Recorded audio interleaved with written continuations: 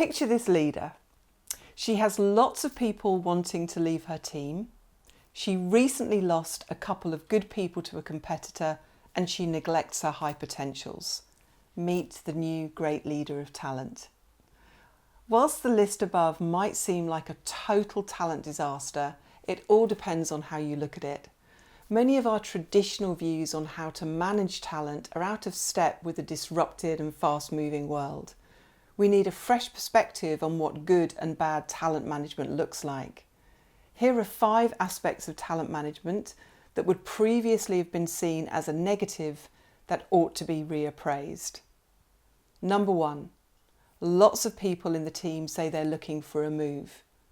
Now clearly, if your team are wanting to abandon you because you're a nightmare to work with, then that's not a good sign. But if you've created a culture where it's okay or even desirable for your people to express their ambition and acknowledge that they're interested in opportunities outside the team, then good for you.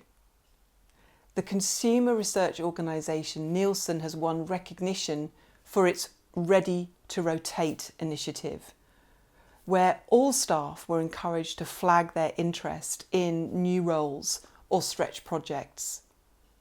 Good people are likely to move on if they're not growing, so encouraging your people to leave to enable that growth may keep them within the company, even if they're not in your team. So do you make sure your team know that you want them to show interest in other roles outside of the team, that it's not a betrayal, but something that you would welcome. Second one is you've lost some great people to a competitor.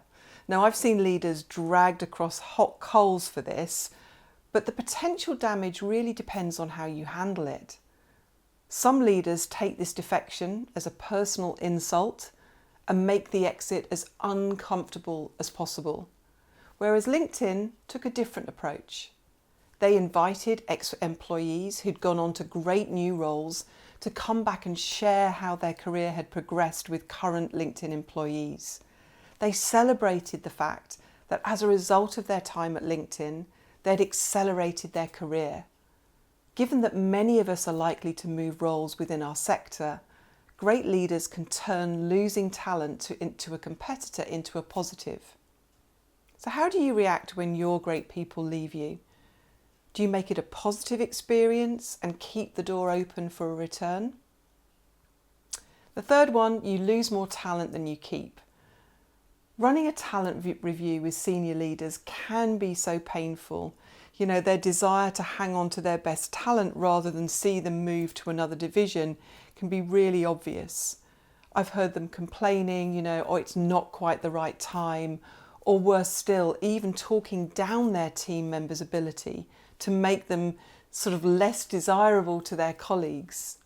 Now, it's understandable given the way that you yourselves are rewarded and recognised, but it's also, of course, really short-sighted.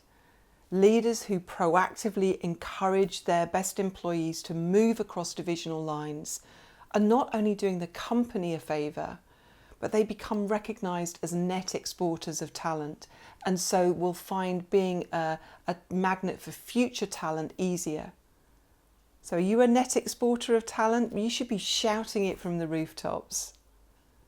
Fourthly, you neglect your high potentials. Okay, so not neglect exactly, but our almost obsessive fixation on focusing on the needs and ambitions of the elite is out of touch with today's world.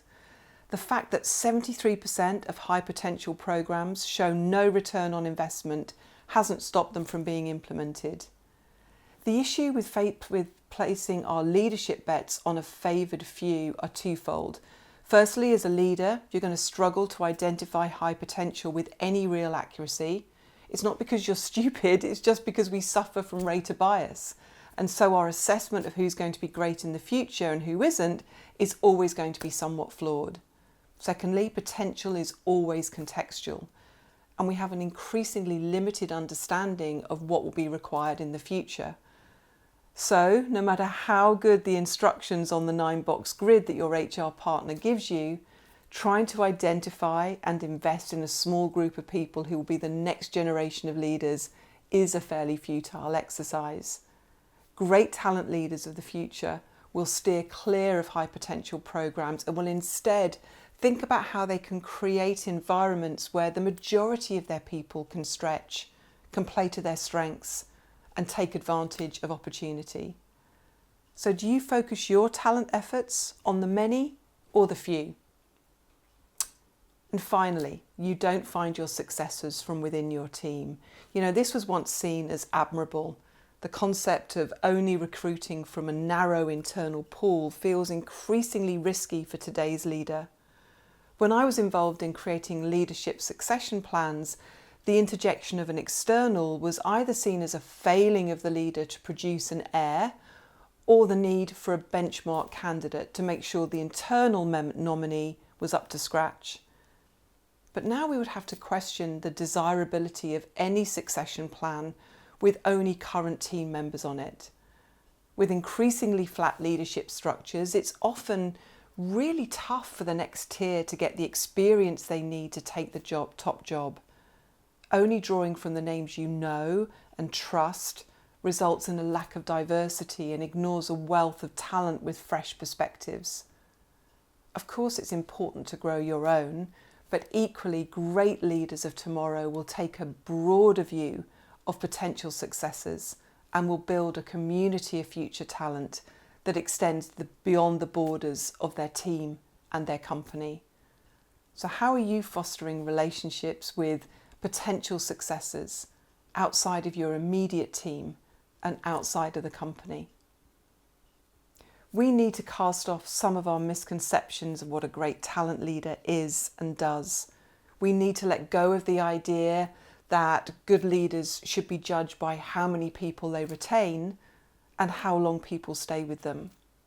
Retention and length of tenure will not necessarily equip our organisations for the future, and the better leaders will be brave enough to acknowledge it. Hi, I hope you found this useful. If you'd like more videos like this, then make sure you subscribe and turn on notifications.